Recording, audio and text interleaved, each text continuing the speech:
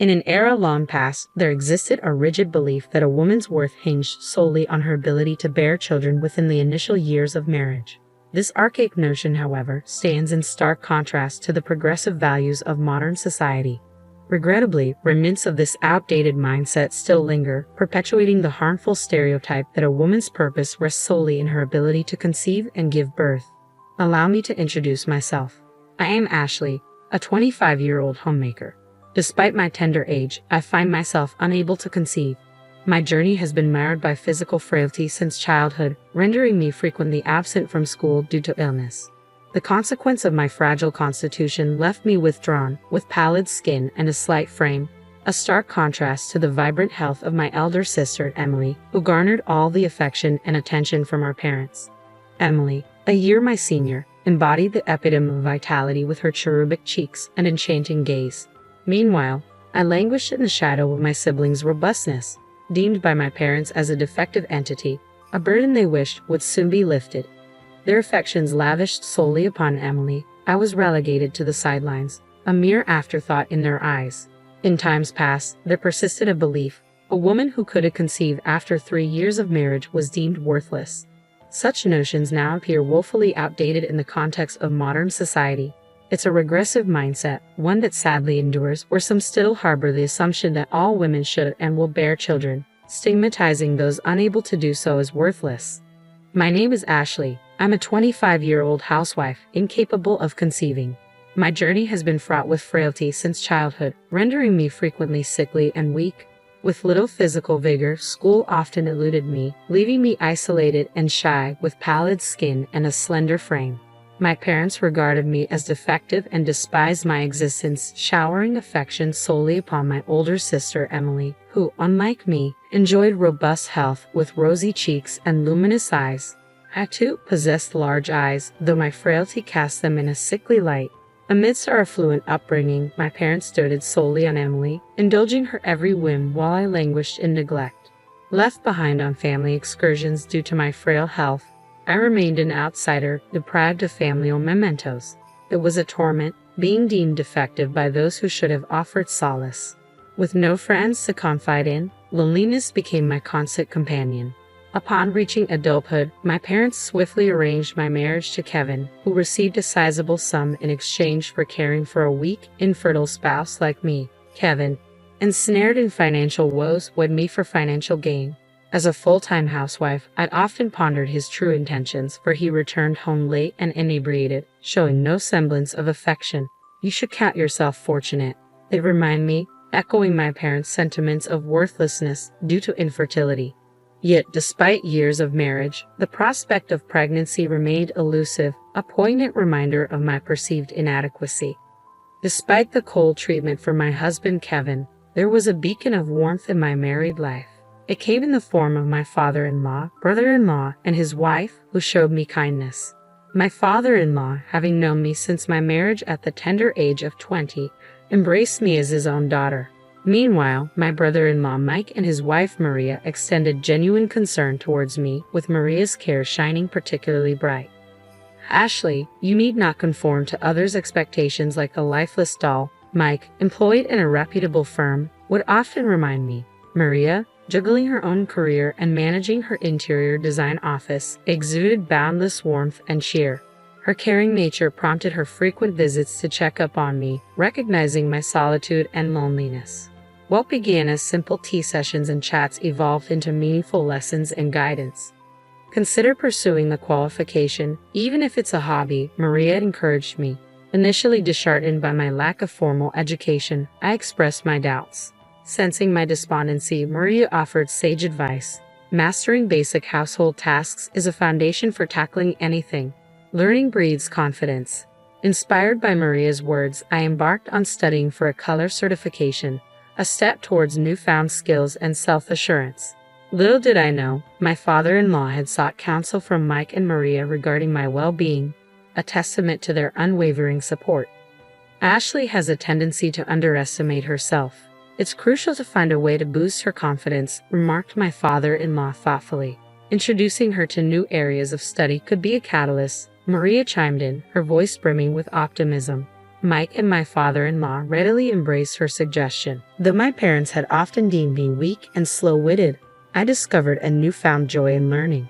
With each certification exam I conquered during my spare moments, a glimmer of confidence illuminated my spirit. Passing those tests brought me immense joy, shattering the belief that I was incapable of achieving anything. Eager to delve deeper into my studies and reach greater heights, I shared my aspirations with Kevin, only to be met with derision. "Must be nice to indulge in useless studying." Kevin's dismissive words no longer pierced me with their usual sting. Instead, they ignited a flame of anger within me, unleashing years of suppressed emotions. "Is that the sentiment one expresses when living off his wife's family's wealth?" I retorted, a departure from my usual submissive demeanor. Caught off guard by my uncharacteristic sarcasm, Kevin recoiled, his facade of dominance crumbling in the face of truth.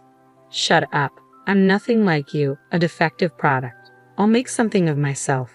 Kevin's words echoed through the room, laden with anger and defiance. Unfazed by his outburst, I retorted, "They say big mouths like yours are all talk." Enraged by my defiance, Kevin lashed out, kicking the wall before storming out, likely seeking solace in drink and revelry. Reflecting on my predicament, I couldn't help but rule my parents' choice of partner for me. Yet their disregard for their frail daughter hinted at their flawed judgment. Marrying Kevin proved to be a grave error, aligning me with a man who squandered my family's wealth for his own pleasure. Ironically, it was Kevin's own family that offered me newfound perspective. Following the confrontation, Kevin vanished for days, presumably with my sister Emily. Despite knowing of their affair, I remained passive, for my parents' unwavering favoritism towards Emily allowed the illicit relationship to persist. Emily, having relinquished custody of her child after divorce, still basked in my parents' affection, a fact that facilitated her clandestine liaison with Kevin. The intentions of my parents, Emily and Kevin, were glaringly evident to me. It seemed they were orchestrating a scenario where Kevin would eventually divorce me. If Emily were to conceive, my parents would undoubtedly prioritize her desires over my well-being. Anticipating the inevitable day when my sister would abscond with my husband, I steeled myself, confident in my ability to withstand the impending storm. Sometime later, we convened at my father-in-law's residence. While I maintained regular visits, Kevin's absence from his family home had become conspicuous. Consumed by pride, Kevin incessantly measured himself against his brother Mike, a graduate of a prestigious university now employed by a major corporation. Though neither my father-in-law nor Mike ever addressed this disparity, Kevin harbored a deep-seated sense of inadequacy. Initially, Kevin had taken pride in marrying into wealth, viewing me as a symbol of his ascent. However, my father-in-law remained indifferent to his son's status, showering affection upon me while adopting a stern demeanor towards Kevin. Though he lavished praise upon Maria, Mike's wife, for her accomplishments, beneath the veneer of admiration lay a simmering jealousy towards his brother's life. Maria is truly remarkable, successful in her career, a devoted mother, and an accomplished woman. Ashley, on the other hand, lacks intelligence and competence, Kevin would remark, thinly veiling his flattery towards Maria with insults directed at me. Though Maria appeared visibly perturbed by his words, she gracefully brushed off Kevin's disparaging remarks. "Ashley is my sister as well, and I find it unacceptable when she's insulted," Maria asserted firmly, her tone brooking no argument. Mike, nodding in solidarity, echoed her sentiment. "Kevin, before comparing Maria and Ashley, consider your own actions," Mike cautioned, his words laced with concern. With a dismissive click of his tongue, Kevin's immaturity became glaringly apparent, leaving me feeling profoundly embarrassed. My father-in-law, his gaze clouded with bitterness, had always treated his sons equally. Yet their disparate paths had left him disheartened. Though he had confided his frustrations to me in the past, today he found his voice, reproaching Kevin sternly. "Have you no shame, Kevin, relying on Ashley's family wealth while shirking your responsibilities? Ashley is a devoted wife. If you're to be a husband, you must learn to support yourself. It's a simple concept," he admonished, his words tinged with disappointment. Flushed with anger, Kevin retorted defensively, "Dad, Ashley was useless, a burden. I'm merely returning the favor." Mike, speaking on behalf of his father, delivered a cutting blow. "Kevin, as your brother, I'm compelled to tell you, your mindset is toxic.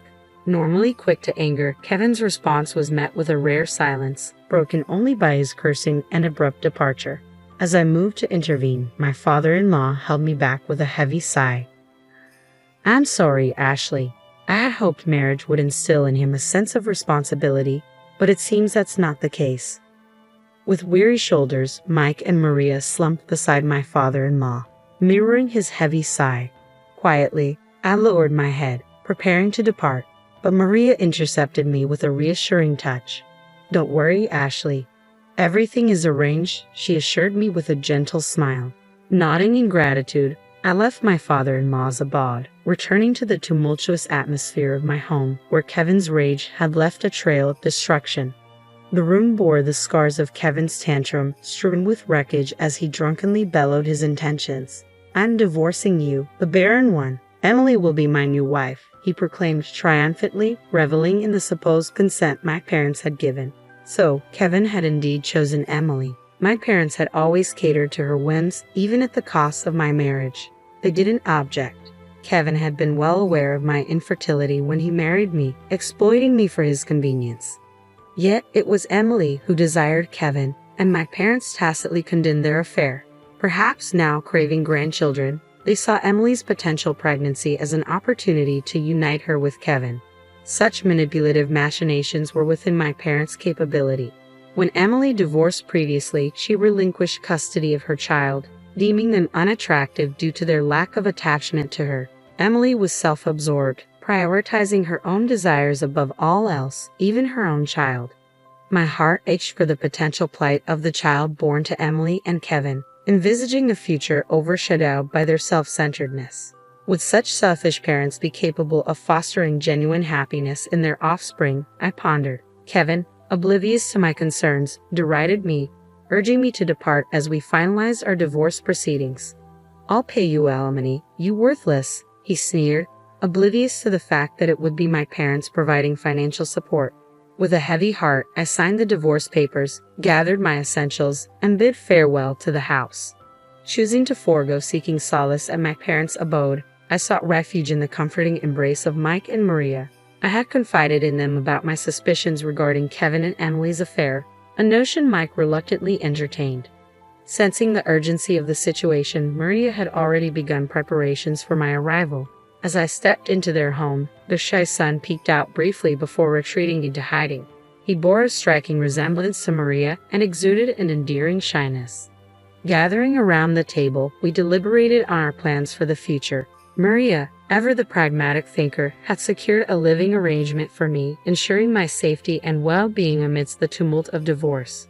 With gratitude swelling in my heart, I found solace in the unwavering support of Mike and Maria, determined to navigate the uncertain road ahead with their guidance. I settled into the company housing provided by Maria's interior design firm, preparing to embark on a new chapter as an employee there. Despite my apprehension about entering the workforce for the first time, Maria's reassuring smile offered a beacon of encouragement. "Don't worry, Ashley, you got this," she reassured me with unwavering confidence.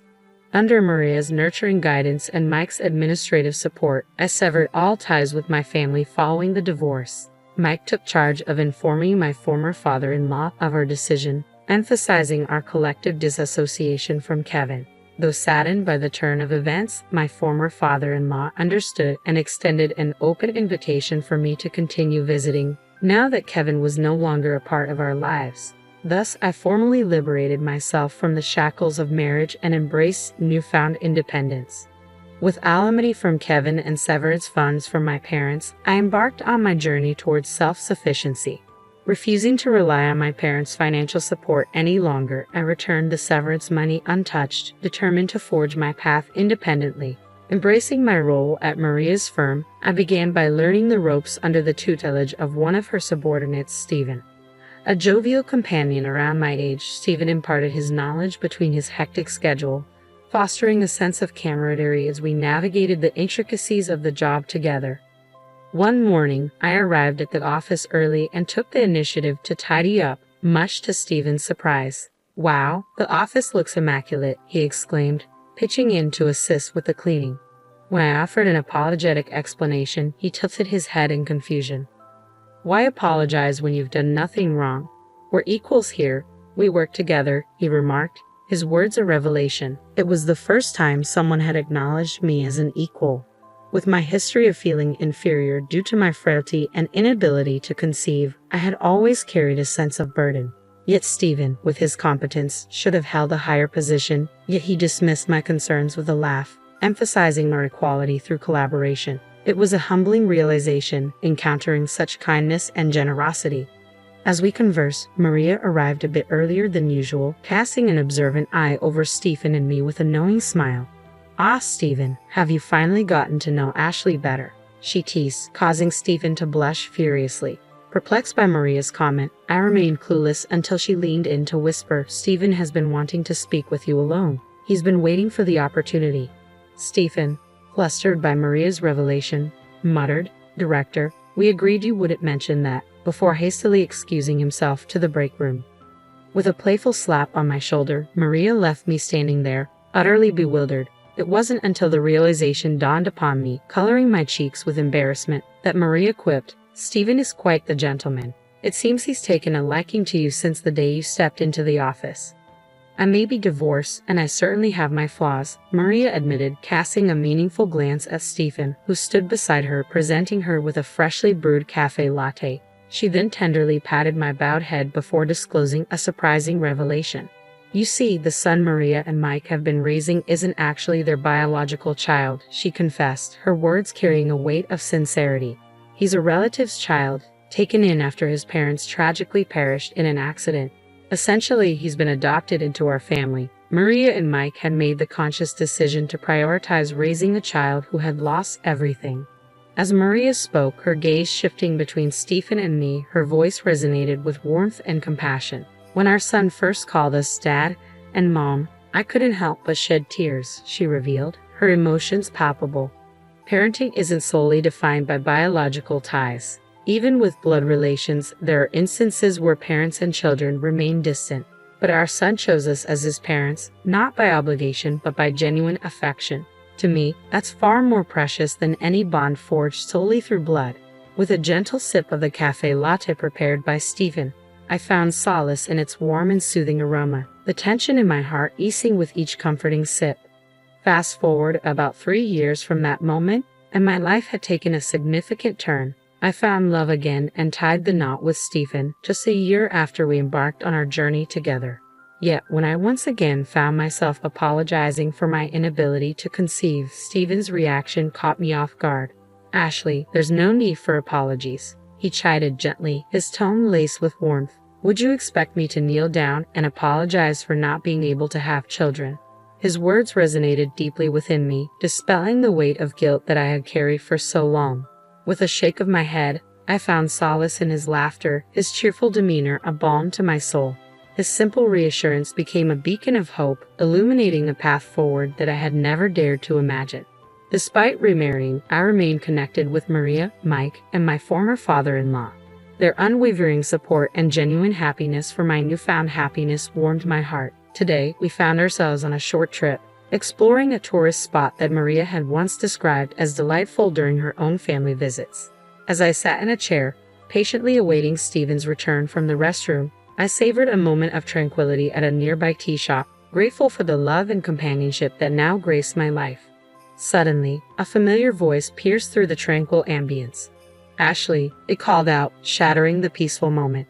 Turning around, I found myself face to face with Kevin, my ex-husband, accompanied by my sister Emily. Emily, adorned in heavy makeup, still possessed her trademark beauty, though it seemed somewhat exaggerated. "You're still moping around, traveling alone after the divorce," she remarked, unaware of my recent remarriage. Ignoring their presence, I eagerly awaited my husband's return from the restroom. Upon his arrival, my husband, perplexed by the unexpected company, apologized for the crowded restroom. His puzzled expression spoke volumes, silently questioning the identity of our uninvited guests. Desperate to depart from the uncomfortable encounter, I urged my husband to leave, hoping to avoid further confrontation. Yet Emily's derisive tone cut through the air as she mocked me for finding another partner despite my perceived shortcomings. Attempting to maintain composure, my husband intervened, asserting his role as my spouse. "I am Ashley's husband," he declared firmly, his gaze unwavering. "And her name is now Ashley Stevens." Furthermore, we are expecting a child. With a gentle pat on my belly, he unveiled our joyous news, leaving Kevin visibly pale. Emily, however, responded with a sneer, casting doubt on the well-being of our unborn child. In a steely tone, my husband responded, "Ashley is currently expecting her second child. Our eldest daughter is a healthy 2-year-old, currently in the care of my parents." Kevin's complexion drained at the revelation, mirroring my own astonishment. The news of my second pregnancy had initially caught me off guard. I vividly recall my disbelief when the doctor at the maternity clinic confirmed my ability to conceive, contrary to the beliefs instilled in me by my parents. My parents had always led me to believe that I was unable to bear children, a notion I had unquestioningly accepted. Yet it turned out that my body was perfectly capable of conception. When I shared the news with my husband, he was elated.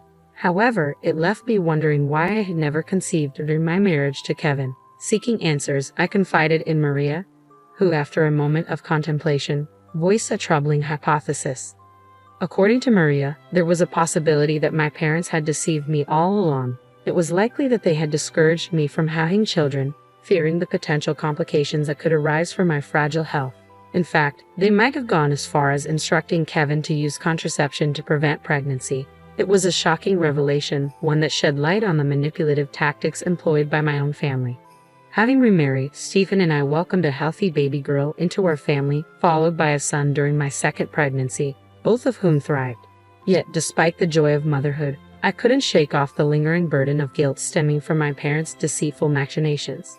As Stephen and I prepared to depart, Emily's cruel words pierced through the air, her smirk laden with malice. I terminated Kevin's pregnancy.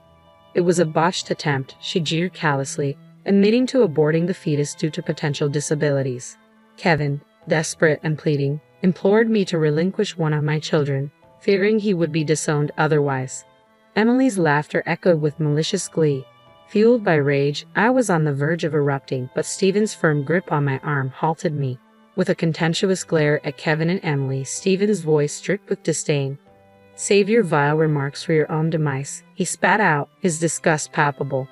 Without another word, he guided me away, refusing to dignify their cruelty with a response. I followed suit, casting a final disdainful glance over my shoulder, feeling as though I had glimpsed the depths of depravity reserved for their unborn child. In due time, I welcomed a baby boy into the world, adding to the challenges of caring for my 2-year-old daughter and newborn son. Despite the demands of motherhood, my husband stood by my side, offering his unwavering support. Meanwhile, my ex-husband Kevin found himself deserted by Emily, left to fend for himself as his financial woes mounted. Rejected by my former father-in-law and brother-in-law when he sought assistance, Kevin's predicament left them dumbfounded. As for my selfish parents and sister Emily, their actions eventually led to their downfall. Emily's reckless pursuits, including affairs with married men, resulted in numerous lawsuits and hefty alimony payments. Gradually, her fortune dwindled, and her reputation crumbled. Unable to intervene, my parents watched helplessly as Emily's actions drained their assets. To compound matters, Emily's ill-advised dealings with a dubious company left her ensnared in a web of debt, pursued by relentless creditors. My parents and Emily have fallen on hard times, but their plight no longer weighs on me. They are mere blood ties, estranged from my true family, my loving husband and our 2 precious children. Their well-being is my sole concern now. As I tended to our son's needs, my husband delighted in play with our daughter, their laughter filling our home. Observing their joyous interaction, a wave of gratitude washed over me. Caught up in the moment, I found myself smiling uncontrollably. My husband, noticing my expression, inquired, "What's on your mind, Ashley?" "I'm just overwhelmed with happiness to be with you, Stephen," I confessed. With a playful grin, he teased, "Well, you're Mrs. Stephen too." His light-hearted remark elicited laughter from all of us, filling our hearts with warmth and contentment.